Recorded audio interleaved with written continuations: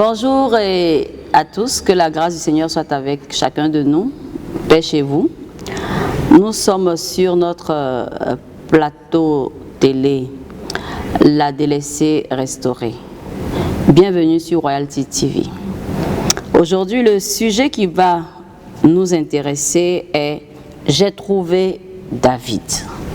L'Éternel, selon le psaume 89, a déclaré comme ça dans le verset 21, « J'ai trouvé David ». Et pourquoi il a trouvé David? Il a trouvé David parce que David savait toucher son cœur. David savait attirer son attention.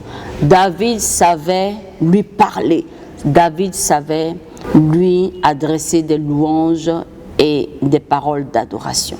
Bien-aimé, est-ce que Dieu peut dire « j'ai trouvé un tel » Est-ce que Dieu peut dire « j'ai trouvé une telle » Aujourd'hui, je t'interpelle pour te dire que Dieu doit t'appeler par ton nom. C'est possible que Dieu t'appelle par ton nom, si et seulement si tu fais ce qu'il attend de toi. Toute personne qui fait ce que Dieu attend de lui, Dieu déclare « j'ai trouvé l'homme selon mon cœur ».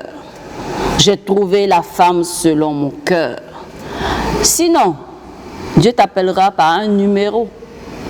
Étant donné que nous sommes nombreux sur la terre, si tu ne fais rien qui intéresse Dieu, il t'appellera simplement par un numéro.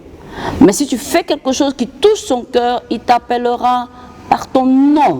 Et lorsque tu auras achevé tous tes défis, il pourra te donner un nom. Comme il a donné à Jacob un nom, Israël. Comme il a donné à Abraham un nom, Abraham. Comme il a donné à Sarah un nom, Sarai, qui est devenue Sarah. Alléluia.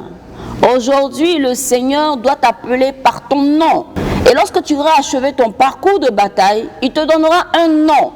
Un nom qui va caractériser ta vie. Un nom qui va caractériser ta destinée. Un nom qui va caractériser tes victoires. L'Éternel dit, j'ai trouvé David, mon serviteur. Je l'ai oint de mon huile sainte. Oui. Le psaume 89, verset 21 dit que Dieu a trouvé David. Est-ce que Dieu peut te trouver? Il peut te trouver si tu as un cœur de repentance. Parce que la Bible déclare que lorsque David savait qu'il avait heurté le cœur de Dieu, il avait fait mal au cœur de Dieu, automatiquement, il prenait la position de repentance et il demandait pardon sincèrement à Dieu. Et il s'arrangeait à ne pas retourner dans ces choses que l'Éternel n'aimait pas. Est-ce que tu as un cœur repentant? Deuxième chose, est-ce que tu as un cœur de louange? Parce que la Bible déclare que David mettait un point d'honneur à la louange. David mettait un point d'honneur à l'adoration. Et l'Éternel prenait plaisir à cela. Bien-aimé, est-ce que le temps de louange, le temps d'adoration que tu fais à l'église, tu le prends au sérieux? Est-ce que lorsque tu adores le Seigneur, tu ne regardes pas les autres pour dire est-ce qu'ils ne vont pas me trouver bizarre? Bien-aimé, ne t'intéresse pas à ce que les hommes pensent. Intéresse-toi à ce que Dieu pense. Parce que c'est Dieu qui est le rémunérateur de notre foi. Lorsque Dieu est content de toi, tu pourras toucher son cœur et tu pourras obtenir tous tes exaucements à tes prières. Amen. Le troisième point, c'est l'offrande. Est-ce que tu as un cœur offrant? Est-ce que tu as un cœur qui est capable d'offrir, est capable de donner à ceux qui en ont besoin, est capable de faire avancer l'œuvre avec ce que tu as? David mettait ce qu'il avait à sa disposition, à la disposition de Dieu. David mettait ce qu'il avait à la disposition de Dieu. Bien-aimé, regarde tout ce que tu possèdes. Certainement, tu te dis que ce n'est pas suffisant. Ça ne te permet pas de t'épanouir. Mais le Seigneur ne te demande pas de lui renverser toutes tes richesses sur lui. Parce que à lui appartient l'or et l'argent. Il te demande simplement des choses symboliques, des choses qui vont le toucher. Et en ce moment-là, il pourra prendre plaisir à ta présence et il pourra changer ton nom et te donner un nom qui pourra te permettre d'être totalement béni. David a su toucher le cœur de Dieu. Et le cœur de Dieu, c'est ce que Dieu attend. Quand Dieu attend de toi quelque chose, quand tu le fais, tu touches le cœur de Dieu. Quand Dieu veut que tu poses un acte bien précis et que tu le fais, tu touches le cœur de Dieu. Les autres peuvent ne pas comprendre. Mais si tu as fait la volonté de Dieu, tu touches son cœur. Permets que Dieu dise, j'ai trouvé David. Permets que Dieu dise, j'ai trouvé ma fille, j'ai trouvé mon fils. Et permets que le royaume de Dieu ici-bas puisse avancer par ton canal. Alors, lorsque Dieu déclare, j'ai trouvé David, évidemment, il y a des avantages. Quand Dieu te trouve, tu profites des avantages. Bien-aimé, Dieu doit te trouver. Il doit te trouver. Nous avons déjà parlé de comment en développant ces 3 points. La deuxième partie, c'est les avantages que nous pouvons avoir lorsque Dieu nous trouve. Nous avons des avantages. Et quand nous poursuivons du verset 22 jusqu'au verset 25 du même chapitre, psaume 89, la Bible dit, ma main le soutiendra et mon bras le fortifiera. L'ennemi ne le surprendra pas et le méchant ne l'opprimera point. J'écraserai devant lui ses adversaires et je frapperai ceux qui le haïssent. Ma fidélité et ma bonté seront avec lui et sa force s'élèvera par mon nom. Les avantages que nous avons lorsque Dieu nous appelle par notre nom, lorsque Dieu dit j'ai trouvé mon fils ou j'ai trouvé ma fille, la première chose c'est la protection.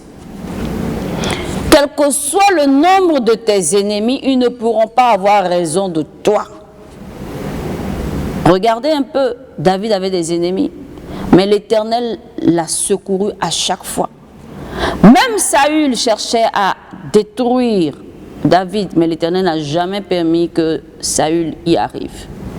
La première chose comme avantage, c'est la protection. Une protection à 100%. Tes ennemis les plus redoutables ne pourront pas avoir raison de toi. Tes ennemis les plus, on va dire, cachés, les plus voilés, ne pourront pas avoir raison de toi. Assure-toi simplement que Dieu dise, j'ai trouvé David. Le deuxième élément, c'est que lui-même, il va au front pour toi. C'est-à-dire, lorsqu'il formule des projets néfastes contre toi, lui-même, il les arrête dans leurs projets. Ils tombent eux-mêmes dans leur propre piège. Donc, il combat pour toi. En plus de la protection, il combat pour toi.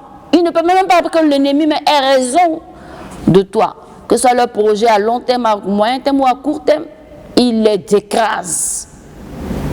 Dieu va au front pour toi.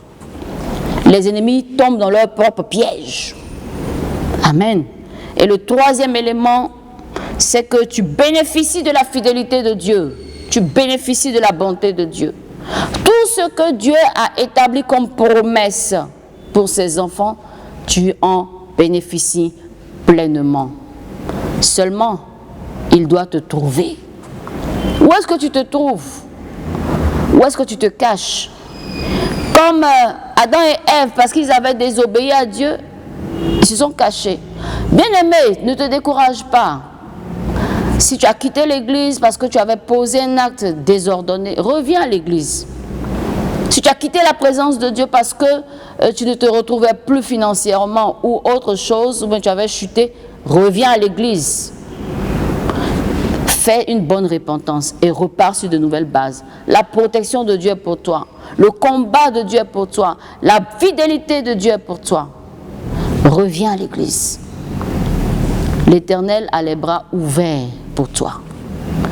Parce qu'il sera content quand il va te trouver. La Bible dit que lorsque une seule brebis est perdue, il laisse les 99 brebis dans l'enclos et il va chercher la seule brebis qui s'est égarée. Tu as de la valeur aux yeux de Dieu. Travaille afin qu'il puisse t'appeler par ton nom. Travaille afin que tu puisses bénéficier de tous les privilèges qu'il a gagnés par Jésus-Christ de Nazareth. Et qui t'appelle par ton nom. Qui disent, j'ai trouvé David. Amen. Ne sois pas découragé. Relève-toi et reprends ta marche avec le Seigneur. Que le Seigneur soit avec nous. Et très bonne semaine. Dieu nous bénisse.